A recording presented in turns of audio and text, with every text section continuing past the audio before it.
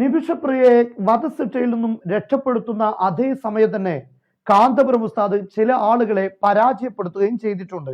അമുസ്ലിമീങ്ങളെ കണ്ടെടുത്ത് വെച്ച് കൊല്ലണം, എല്ലാ അമുസ്ലിമീങ്ങളെയും കൊന്നുകളയണം എന്നൊക്കെയാണ് ഇസ്ലാമിന്റെ നയങ്ങളെന്ന് ഇവിടെ കുപ്രചാരണം നടത്തുന്ന ശരിയായ ഒരു മുസ്ലിം യഥാർത്ഥത്തിൽ ഇത് കേൾക്കുമ്പോൾ അവന് വല്ലാതെ വേദനിക്കും. കാരണം ഒരു മതത്തിന് നേരെ അത്രയും വലിയ കള്ളപ്രചരണങ്ങളാണ് ചിലർ നടത്തിക്കൊണ്ടിരിക്കുന്നത്. പക്ഷെ അവിടെയാണ് കേരളത്തിൽ ബഹുമാനപ്പെട്ട കാന്തപുരം ഉസ്താദ് ഇത്തരം ആളുകളെ പരാജയപ്പെടുത്തുന്നു, അവർക്ക് ശക്തമായ മറുപടി നൽകുന്നു.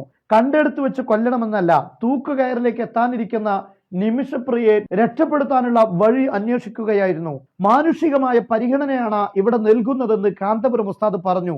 യഥാർത്ഥത്തിൽ ഇസ്ലാം എപ്പോഴും നൽകുന്നത് ഇത് തന്നെയാണ്. എന്റെ ശബ്ദം കേൾക്കുന്ന ഏതെങ്കിലും മുസ്ലിങ്ങൾ അല്ലാത്ത ആളുകളുണ്ടെങ്കിൽ അവരോട് ഞാൻ പറയുന്നു, മുസ്ലിമീങ്ങളുടെ ആധികാരികമായ കർമ്മശാസ്ത്ര നിയമങ്ങൾ പറയുന്ന ഫത്വകൾക്കെല്ലാം ആധാരമാക്കുന്ന ഒരു ബൃഹത്തായ ഗ്രന്ഥമാണ് തുഹ്ഫത്തുൽ മുഹ്താജ് എന്നറിയപ്പെടുന്നത്.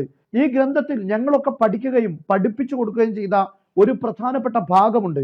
ഒരു നാട്ടിൽ അന്യ മതവിശ്വാസിയായ ഒരാൾ, അദ്ദേഹത്തിന് ഭക്ഷണത്തിന് ഗതിയില്ല, പാർപ്പിടത്തിന് ഗതിയില്ല, വസ്ത്രത്തിന് ഗതിയില്ല, അതായത് അടിസ്ഥാന സൗകര്യങ്ങളിൽ പ്രതിസന്ധി നേരിടുന്നുവെങ്കിൽ തീർച്ചയായും ആ നാട്ടിലെ മുസ്ലിങ്ങളിൽ സമ്പന്നരായ ആളുകൾക്ക് ആ വ്യക്തിക്ക് ഭക്ഷണവും വസ്ത്രവും പാർപ്പിടവും നൽകൽ അനിവാര്യമാണ്, അല്ലെങ്കിൽ അവന് ദൈവശിക്ഷയുണ്ട് എന്ന് പഠിപ്പിക്കുന്ന മതമാണ്.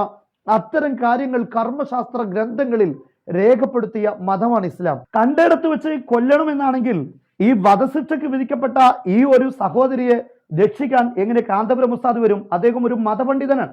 മാത്രമല്ല യമനിലുള്ള പണ്ഡിതന്മാരാണ് ഇപ്പോൾ ഈ കാര്യത്തിന് വേണ്ടി മുന്നോട്ട് വരുന്നത് എന്ന് പറയുമ്പോൾ അവർക്കാർക്കും നിമിഷപ്രിയ എന്ന് അറിയപ്പെടുന്ന സഹോദരിയോട് ഒരു കടപ്പാടുമില്ലല്ലോ. പക്ഷെ അവർക്ക് മതത്തിൽ അതിന് നിയമമുള്ളത് കൊണ്ടാണ് കൃത്യമായ കാര്യം നിർവഹിക്കുന്നത്. കാന്തപുരം ഉസ്താദും മതം അനുവദിക്കുന്നത് കൊണ്ടാണ് ആ കാര്യം നിർവഹിക്കുന്നത്. കണ്ടെടുത്ത് വെച്ച് കൊല്ലണമെന്നാണെങ്കിൽ വധിക്കപ്പെടാൻ നിൽക്കുന്ന ഒരു സഹോദരിയെ എന്തിന് ഇവർ രക്ഷിക്കണം? അവിടെയാണ് കാന്തപുരം ഉസ്താദ് എന്താണ് ഇസ്ലാമിന്റെ നിയമങ്ങളും നയങ്ങളുമെന്ന് ഈ കേരളത്തിലെ മലയാളികളെ മൊത്തം പഠിപ്പിക്കുകയുണ്ടായി. അതുകൊണ്ടാണ് ചില ആളുകളെങ്കിലും പറയുന്നത് കേട്ടു, ഇങ്ങനെയൊക്കെയാണ് ഇസ്ലാമിന്റെ നിയമങ്ങളെങ്കിൽ ഞാൻ അതിനെ സപ്പോർട്ട് ചെയ്യുന്നു. ഇതുവരെ എതിർത്തിരുന്ന ആളുകളിൽ നിന്ന് ഇത്തരം വാക്കുകൾ നമുക്ക് കേൾക്കാൻ സാധിച്ചു എന്നത് കാന്തപുരം ഉസ്താദ് ഇസ്ലാമിനെ കുറിച്ചുള്ള വലിയൊരു തെറ്റിദ്ധാരണ ഈ കേരളത്തിലെ മലയാളികൾക്കിടയിൽ നിന്ന് നിർമ്മാർജ്ജനം ചെയ്തു എന്നത് തന്നെയാണ്. അവിടെയാണ് ഒരു ഇസ്ലാമിക പണ്ഡിതൻ വിജയിക്കുന്നത്.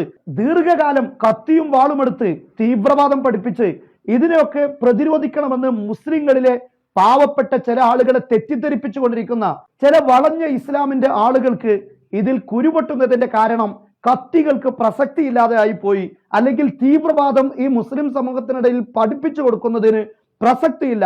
സമാധാനത്തിന്റെ വഴികളിലൂടെ വലിയ പ്രചാരണങ്ങളെ കാന്തപുരം ഉസ്താദ് എടുത്തെറിഞ്ഞിരിക്കുന്നു.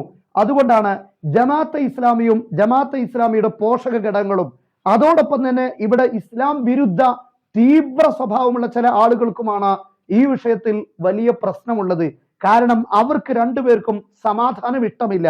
അവർ രണ്ട് വിഭാഗവും ഇവിടെ തീവ്രതയും ഭീകരതയും സൃഷ്ടിച്ച് ഭരണം കൈയാളണമെന്നാണ്.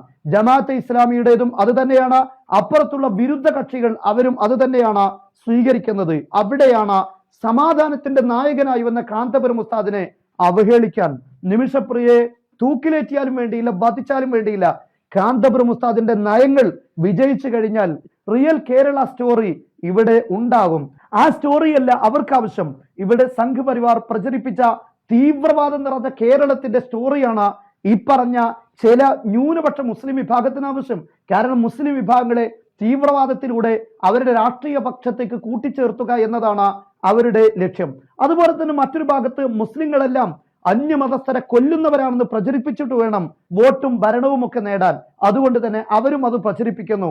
യഥാർത്ഥത്തിൽ ഇപ്പോഴാണ് കാന്തപുരം ഉസ്താദിനെതിരെ ഇക്കാലമെത്രയും ഈ ദുഷ്പ്രചരണങ്ങൾ നടത്തിയ ഇത്തിക്കണ്ണികളുടെ ലക്ഷ്യമെന്തായിരുന്നു എന്ന് ലോകത്തിന് ബോധ്യപ്പെട്ടിരിക്കുന്നത്.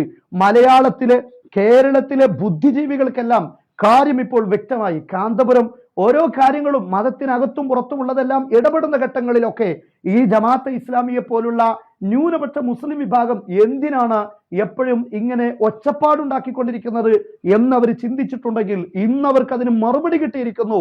ഒന്നാമത്തേത്, സമാധാനത്തിന്റെ നായകനാണ് കാന്തപുരം ഉസ്താദ് എന്നതാണ്.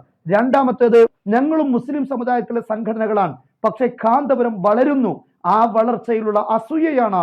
ഇതെല്ലാം ഇപ്പോൾ കേരളത്തിലെ നിഷ്പക്ഷമായി ചിന്തിക്കുന്ന, നല്ല കാര്യങ്ങളെ സപ്പോർട്ട് ചെയ്യുന്ന ആളുകൾ മതഭേദമന്യേ മനസ്സിലാക്കി കഴിഞ്ഞിരിക്കുകയാണ്.